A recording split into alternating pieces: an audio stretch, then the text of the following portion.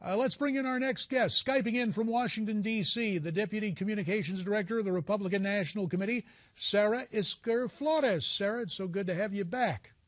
Always great to be here. Now, Sarah, Ron Fournier was talking there about Obamacare, but breaking trust with the people by this president.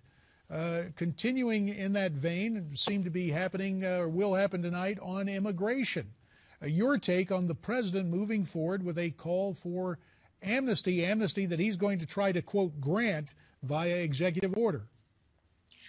I mean, I think it's interesting, the Ron Fournier quote. It could be on any number of topics. I think it could easily have been about immigration. Obviously, it was about Obamacare. I think tonight's a political nightmare that the president's stepping into.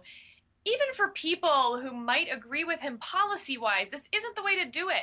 His legal justifications are flimsy, really weak. I think it's unconstitutional. I think a number of other lawyers will. And so far what we've heard is him saying, well, other presidents did it. That's not really true when you get into it. But taking all that into account, what will the GOP do in response to the president's executive order tonight?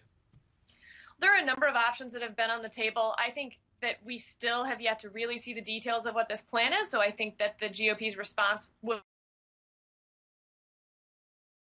In the minute that remains, we've renewed contact with our friend Sarah Isgur Flores. Congressman Gutierrez says tonight's going to be the greatest thing since sliced bread. Sarah? Not for our Constitution, not for separation of powers, not for a president who said he was going to work with Republicans, who said that elections mattered, and who also has said 22 times that he doesn't have the power to do this. Tonight, you'll see Congressman Gutierrez and other apologists say the president is acting within his rights. Is that the next big wave of disinformation to try to freeze the Republicans? 15 seconds.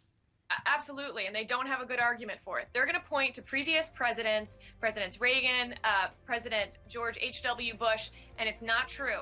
The facts are that those presidents were issuing executive orders pursuant to statutes passed by Congress that specifically said there needed to be an Sarah, we got to run. Thanks for the time. We'll continue.